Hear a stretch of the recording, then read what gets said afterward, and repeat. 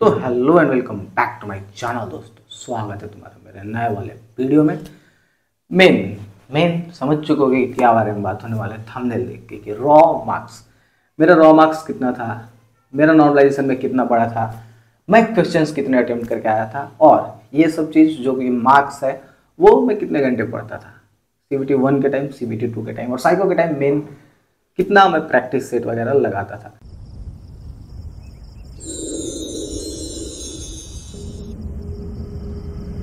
तो ये सब बात करने से पहले एक ज्ञान का बात बता देता हूँ, ऐसे वीडियो में वजन बढ़ेगा। कि कुछ लोग क्या बोलते हैं कि भाई SC का कट ऑफ कितना जाएगा, OBC का कट ऑफ कितना जाएगा, जनरल का कट ऑफ कितना जाएगा। तो ये मेरे हिसाब से गलत है पूछना और मन में सोचना भी। क्यों? क्योंकि मेरा मानना है कि जितना हाईएस्ट स्कोर कर सकते हो वो करो। इस पे ध्यान मत दो कि SC का कट ऑफ कितना जा रहा है, OBC का कट ऑफ कितना जा रहा है, जनरल का कितना जा रहा है।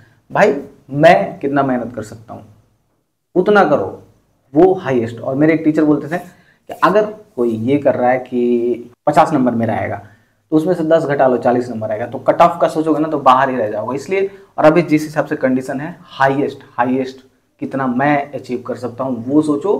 कट ऑफ खुद पे खुद पार हो जाएगा अगर उतना मेहनत करोगे तो। सबसे मेन चीज़ कि मेरा कितना रॉ मार्क्स था और मैं कितना घंटा पढ़ता था। तो बात करते हैं कि मैं कितना घंटा पढ़ता था से। तो भाई देखो, एवरेज CBT 2 के टाइम तो मैं कोचिंग करने में ही परेशान रहता था। जैसे कि मैं सुबह 6 बजे कोचिंग जाता था तो उधर से 1 बजे के आसपास रूम पे आता था, फिर 2-3 घंटे सोता था और रात के मैं ज़्यादा पढ़ता था। तो कोचिंग के टाइम का तो अलग बात है। एवरेज CBT 1 मेरा ऐसे कोचिंग में के बाद, कोचिंग के अलावा 3-4 घंटे मैं रूम पर बहुत ज़्यादा से ज़्यादा दे पाता था, उससे निकल गया। और उसके अलावा मेरा जब CBT 1 क्वालिफाई हुआ तो CBT 1 में मेरा कितना मार्क्स था, CBT 1 में अप्रॉक्स रॉ मार्क्स मेरा 36 नंबर था। और मेरे पास सबूत नहीं बचा हुआ क्योंकि मैं उस टाइम मुझे नहीं पता था कि YouTube चलाऊंगा और कुछ भाई लोगों को मैं रॉ मार्क्स बताऊंगा पूछने पे, तो इसलिए मेरे पास सबूत नहीं है। लेकिन हाँ 36 नंबर अप्रॉक्स था, जिसमें कि मेरा मतलब जब हम लोग क्वेश्चन किए थे, अटेम्प्ट किए थे एग्जाम, तो उसमें 1 या 2 क्वेश्चन गलत था तो 98 पे ऐसा बना था क्वेश्चन, तो उसमें मेरा 36 नंबर था। और नॉर्मलाइज करने के बाद 41 कम है ना, बहुत कम है पता है मुझे। लेकिन ये सोचो कि मैं CBT 1 के लिए पढ़ा नहीं था, मैं पढ़ता था JEE के लिए अलग। तो CBT 1 में ऐसे ही दे दिया था, सिर्फ ऐसे ही, मतलब ये सोच के कि होगा, देना है एग्जाम, करना है LP का जब, ये तो सोचा था। लेकिन मैं CBT 1 के लिए स्पेशली पढ़ाई नहीं किया था क्योंकि जनरल नहीं, मैं उस टाइम टेक्निकल पढ़ता था JEE के लिए। ठीक है, तो अब बात करते हैं CBT 2 के रॉ मार्क्स का। तो CBT 2 में मेरा कितना मार्क्स था, उससे पहले CBT 2 के लिए अप्रॉक्स में कितना मेहनत करता था, क्या करता था, कहाँ पे था। तो CBT 2 के टाइम जैसे ही मेरा CBT 1 क्वालिफाई हुआ तो CBT 2 के लिए मैं चला गया था पटना। इलाहाबाद में मैं पहले रहता था, इलाहाबाद के बाद में पटना चला गया। तो क्या वहाँ पे मैं कोचिंग करता था? नहीं, मैं सिर्फ सेल्फ स्टडी करता था। और पटना में एक मैथ का मैं प्रैक्टिस करने जाता था, वहाँ पे सिर्फ मैथ का प्रैक्टिस कराया जाता था। वहाँ पे 20-25 लड़के आते थे, 20-25 क्वेश्चन ही मिलते थे, उसको प्रैक्टिस करो, महीने का 200 रुपये। ठीक है, वो 1 घंटे के लिए होता था। लेकिन उसके अलावा मैं एवरेज डेली का 6 से 7-8 घंटे पढ़ता था। और वो भी ज़्यादातर मैं रात में, क्योंकि 10 बजे के आसपास ऐसे बैठता था तो सुबह 2-3 बजे तक बैठता था, और सुबह मैं जगता था 12-1 बजे, तो कुछ प्रैक्टिस वगैरह वो मैं करता था। तो एवरेज ऐसे स्कोर मानोगे तो मैं 8 घंटे आसपास पढ़ता था, 8 घंटे 24 घंटे में। और उसके अलावा कुछ एक्स्ट्रा मेहनत, तो एक्स्ट्रा मेहनत क्या कहते हैं कि मेरा एक दोस्त था, और बिहार में के जो लोग होंगे वो क्यूज जानते होंगे, क्यूज क्या होता है। वहाँ पे ऐसे लड़के गोल में बैठ के वो क्यूज करते हैं, तो वो तो मैं नहीं, लेकिन मेरे दोस्त थे सोनू कुमार यादव, उनके रूम पे मैं गया था पटना लास्ट 1 मंथ के लिए। और वहाँ पे हम लोग 1 मंथ में रिकॉर्ड तोड़ दिए थे पढ़ने का भाई, क्योंकि दोनों लोग बहुत पढ़ते थे, ऐसा डिस्कशन वगैरह हर चीज़ पढ़ाई लेके।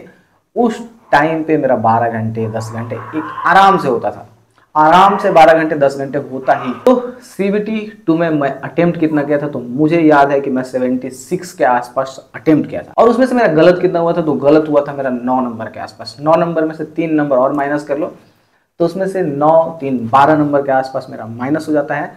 तो अप्रॉक्स 68 के आसपास मेरा नंबर था रॉ। 68 मार्क्स के बाद क्या होता है कि नॉर्मलाइजेशन होता है। और मैं YouTube पे बहुत सारे वीडियो देखता हूँ जैसे तुम देख रहे हो, और बहुत डर लगता था मुझे कि हाँ यार इतना कम पे नहीं होगा, इतना कम पे नहीं होगा। तो उसमें प्रॉब्लम क्या था कि मेरा टफेस्ट शिफ्ट था, जो कि 3 शिफ्ट में एग्जाम हुआ था 3 दिन में। तो जो पहला दिन था उसके दूसरे दिन मेरा था जो कि टफेस्ट था। तो उसमें मुझे लगा कि हाँ 10 नंबर के आसपास ऐसे बढ़ेगा, तो मेरा 75 पॉइंट समथिंग के आसपास कुछ मार्क्स होता है मेरा। ये एक मुझे लगा कि डिसेंट मार्क है, साइको अच्छा होना चाहिए। तो साइको के लिए मैं क्या किया था, साइको के लिए मैं मेनली साइको के लिए कितने घंटे पढ़ते थे, तो साइको के लिए मैं पढ़ता नहीं था। साइको के लिए मेरे पास लैपटॉप था और मैं दिन भर प्रैक्टिस सेट मारता था। साइको का प्रैक्टिस सेट सोचो मैं क्या किसका किसका है, टेक्स्ट बुक का ले लिया था, उसके अलावा जो बोलते हैं उसके अलावा एक अपग्रेड करके आता था, अपग्रेड का मैंने ले लिया था, कौटिल्य का ले लिया था, और कौटिल्य के अलावा एक मोदी साइको का क्लासेस आता है, मोदी साइको जो कि मैं इलाहाबाद जाकर क्लास किया था, तो मैं 4 प्रैक्टिस सेट लिया था और चारों का मैं रिपीट पे मारता था। मतलब पूरे दिन भर में 10 मैं साइको का सेट लगाता था। 10 प्रैक्टिस सेट लगाने का नतीजा ये हुआ कि साइको में 30 नंबर का साइको होता है। 30 नंबर, जिनको नहीं पता होगा मैं बता दूं, 30 नंबर का होता है और साइको में हाईएस्ट मार्क्स आता है 24 नंबर। आज तक 24 से ज़्यादा मार्क्स किसी का नहीं है। 24 मतलब एक तरह से हाईएस्ट होता है कि उससे ज़्यादा किसी को नहीं दिया जाता है। उसमें मेरा समझ लो नंबर कितना था, 23.89। समझ लो प्रैक्टिस सेट का पावर। और मैं ये भी बता दूं कि CBT 2 के टाइम पे जो मेरा मार्क्स था ऐसे CBT 2 के टाइम वो भी इंक्रीज हुआ था, स्पीड भी इंक्रीज हुआ था वो प्रैक्टिस सेट लगाने से। CBT 2 का टाइम बताना में रहेगा कि मैं देखो सुबह एक जगता था प्रैक्टिस सेट, दोपहर में एक प्रैक्टिस सेट और रात में मतलब शाम में एक प्रैक्टिस सेट, एक ऑनलाइन 2 ऑफलाइन सेट्स में मारता ही था। और उसमें ऐसे बांटा हुआ था, एक ऑनलाइन सेट, एक प्रीवियस ईयर और एक प्रैक्टिस सेट, समझ रहे हो। तो उस बेसिस पे मैं एक चीज बता दूं, प्रैक्टिस सेट का इंपॉर्टेंस जैसे कि मैं समझाया, तो देखो इसको तुम खरीद सकते हो प्रैक्टिस सेट कर प्रैक्टिस के लिए। इसमें देखो CBT 1 CBT 2 का मिला के 65 सेट्स है और अलग से फीटर का, मैकेनिकल का, मतलब जितना भी है, इलेक्ट्रिकल का ट्रेड जितना भी है, ट्रेड्स सबका अलग से प्रैक्टिस सेट प्रीवियस ईयर वाला दिया हुआ है। तो इसको तुम बाई कर सकते हो। इसका वॉल्यूम 1 वॉल्यूम 2 अलग से भी आता है, वो भी ले सकते हो। CBT 2 का 70% लेने के बाद मेरा 30 में नंबर में से 24 नंबर अप्रॉक्स जुड़ गया था। तो इस वजह से कट ऑफ में बहुत ऊपर गया, नहीं तो वेटिंग में क्लियर होता।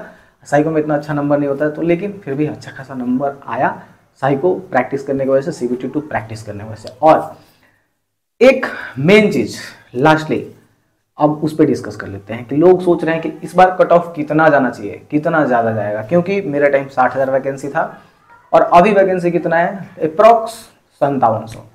तो 10 गुना कम वैकेंसी है तो कितना जाएगा। तो आप लोग लग रहा हो 90-95 नहीं, 90-95 मैं बता देता हूँ, 60,000 वैकेंसी था।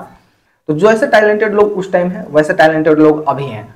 मेरे जोन में मुझे लगता है कि मैं अभी तक बहुत ऐसे रेयर लोगों से मिला हूँ अपने डिवीजन में कि किसी का 90 नंबर हो, किसी का भी 90 नंबर हो, 95 नंबर हो, ऐसे रेयर मैं नहीं मिला अभी तक 90 नंबर से ऊपर वालों से, किसी से नहीं। मैं हाईएस्ट मिला हूँ, अभी कुछ लोगों से बात हो रहा था 2 दिन पहले ही, 85-87 मार्क्स वालों से, और वो लोग बहुत दिन से प्रिपरेशन कर रहे हैं उस हिसाब से। तो मेरे हिसाब से हर जोन में मान लो कि 10 लड़के ऐसे होंगे जिनका 90 के ऊपर होगा, या 15 लड़के होंगे जिनका 90 के ऊपर होगा, और ज़्यादा से ज़्यादा 40-50 लड़के होंगे जिसका 80 के ऊपर होगा। मैं किस बेसिस पे बोल रहा हूँ कि हम लोगों के पैनल में लगभग 200 लड़के आए हुए थे, 200, और हम लोग भी टॉप ऐसे 2500 में से टॉप 1200 में थे, क्योंकि हम लोग का सेकंड पैनल, उसके बाद थर्ड पैनल और फोर्थ पैनल ऐसे करके आया था। तो हम लोग 1200-1300 लड़कों में से ऊपर से थे, और मेरा मार्क्स लास्टली रॉ ऐसे 75 पॉइंट कुछ ही था, 30% ऐसे हटाने के बाद और साइको जोड़ने के बाद 75 पॉइंट समथिंग ही था। तो सोचो टॉप 1200 लड़कों में मैं अपने पूरे जोन के, सिकंदराबाद के जोन के 75 नंबर पे था। तो अभी भी तुम्हारा कट ऑफ मेरे हिसाब से एवरेज अगर समझो तो 78 नंबर लाना है। जो लोग मेहनत करेंगे उनका आएगा। प्रैक्टिस सेट मोस्टली है, प्रीवियस ईयर मोस्टली है, वो सब चीज़ों पे ध्यान दो। और जाते जाते यही बोलूँगा कि अलविदा, सब बखैर, अपना ध्यान रखो। वैकेंसी आ गया, पढ़ाई करो भाई।